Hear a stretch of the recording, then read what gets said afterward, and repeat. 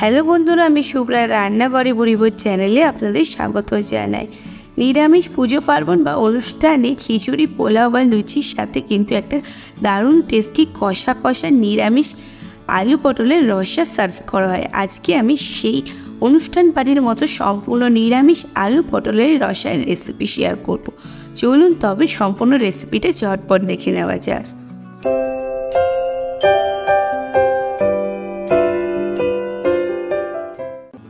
অনুষ্ঠান বাড়ির মতো নিরামিষ আলু পটলের রসা বানানোর জন্য প্রথমেই আমি একটা খালি কড়াই বসিয়ে দিয়েছি গ্যাসে। তাতে দিয়ে দিলাম 1 চা চামচ মৌরি, 1 চা চামচ গোটা জিরে, 1 চা চামচ গোটা ধনে। 2 মিনিট মতো একটু খালি খোলায় নেড়ে চেড়ে ভেজে নেব। আর ভালো করে ভাজা হয়ে গেলে সুন্দর গন্ধ বেরোলে ঠান্ডা করে একটা গুঁড়ো করে নেব। তারপর আবারও কড়াই বসিয়ে দিয়েছি, আর কড়াইটা গরম হয়ে গেলে দিয়ে দিলাম 4 টেবিল চামচ পরিমাণে সর্ষের তেল। আমি রান্নাটা কিন্তু আজকে সর্ষের তেলে করছি, আপনারা চাইলে সাদা তেলেও করতে পারেন। এরপর আমি দিয়ে দিলাম কেটে রাখা পটলগুলো আমি একটু খোসা রেখে কেটেছি, আর মাঝখান থেকে 2 টুকরো করে নিয়েছি। আর হাই টু মিডিয়াম ফ্লেমে দিয়ে পটলগুলোকে ভেজে নিতে হবে বেশ সুন্দর লাল লাল করে, যাতে পটলের 4 দাগ দিয়ে বেশ সুন্দর একটা ভাজা দাগ পড়ে। দেখতেই পাচ্ছেন পটলগুলো খুব সুন্দর করে ভাজা হয়ে গেছে। এরপর একটু ধারে ধরে নিচ্ছি যাতে এক্সট্রা তেলটা কড়াইতে থেকে যায়, আর তারপর চামচ দিয়ে পটলগুলো আমি তুলে নিচ্ছি। পটলগুলো ভাজতে সময় লেগেছে 7 থেকে 8 মিনিট মতো। আর পটল ভাজার সময় অবশ্যই ফ্লেমটা হাই টু মিডিয়ামে রাখতে হবে। পটলের পর আমি দিয়ে দিলাম আলুগুলো সেই তেলেই। আর এখানে আমি 1.5 খানা আলু একটু বড় বড় করে কেটে নিয়েছি। আলুগুলো দিয়ে গ্যাসের ফ্লেমটা লোতে দিয়ে ভাজবো যাতে আলুগুলো একটু সেদ্ধ হয়ে যায় পর্যায়ে।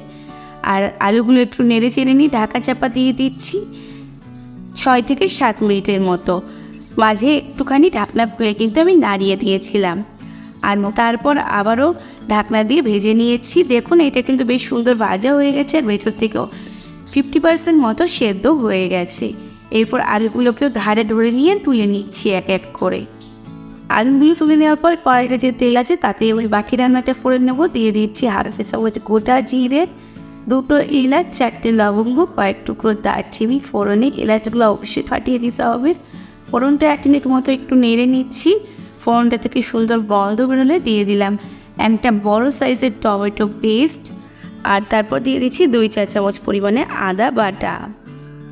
আর তারপর আমি কিছু মশলা অ্যাড করে দিচ্ছি। দিয়ে দিচ্ছি 1 চা চামচ লবণ, 1/2 চা চামচ হলুদ, 1 চা চামচ লাল লঙ্কার গুঁড়ো, আর দিয়ে দিচ্ছি 1 চা চামচ কাশ্মীরি লঙ্কার গুঁড়ো। দিয়ে দিচ্ছি সামান্য একটু 2 চিমটি মতো হিং। তারপর সমস্ত মশলাটা এরকমভাবে নেড়ে ছেড়ে কষিয়ে নিতে হবে। হিংটা আপনারা চাইলে ফোড়নে দিতে পারেন, তবে সেক্ষেত্রে কিন্তু হিঙের ফ্লেভারটা অনেকটা কমে যায়। এই পর্যায়ে দিলে কিন্তু হিঙের ফ্লেভারটা অনেকক্ষণ বেশি থাকে। তারপর মশলাটাকে খুব ভালো করে নেড়ে ছেড়ে কষিয়ে নিতে হবে, আর মশলা থেকে সম্পূর্ণ তেল ছাড়া পর্যন্ত। মশলা থেকে সম্পূর্ণ তেল ছেড়ে দিলে আমি ভেজে রাখা সবজিগুলো অ্যাড করে দিচ্ছি, আর সবজির সাথে মশলাটাকে খুব ভালো করে একটু কষিয়ে নিচ্ছি। দিয়ে দিচ্ছি 1 চা চামচ চিনি, টমেটোর টক ভাবটা ব্যালেন্স করার জন্য। চিনিটা দিয়েও একটু নেড়ে চেড়ে মিশিয়ে নিচ্ছি। নিয়ে এবার ঢাকাটা চাপা দিয়ে দিলাম। মশলাটাকে ঢাকা চাপা দিয়ে 5 মিনিট মতো লো ফ্লেমে দিয়ে কষিয়ে নিয়েছি। 5 মিনিট পর ঢাকনাটা খুলে নিচ্ছি, আর ভালো করে একটু নেড়ে চেড়ে নিচ্ছি। দেখুন মশলাটাকে তো খুব ভালোভাবে সবজির সাথে কষানো হয়ে গেছে।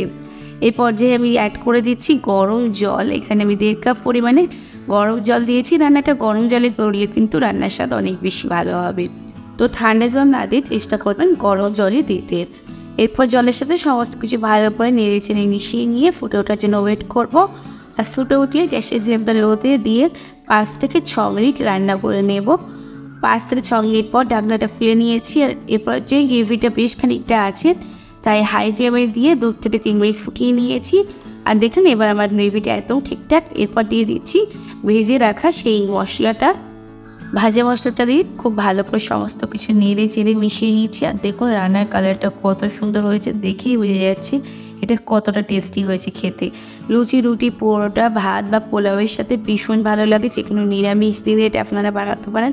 যারা নিরামিষ খান তারাও এটা অবশ্যই একবার ট্রাই করে দেখবে। তাছাড়া যে কোনো দিনেও আপনারা এটা বানাতে পারেন। দিয়ে দিলাম 2 চিমটে পরিমাণে গরম মশলা। খুব বেশি গরম মশলা আমি কিন্তু এখানে অ্যাড করিনি। আর একদম শেষে দিয়ে দিলাম 1 চা চামচ ঘি।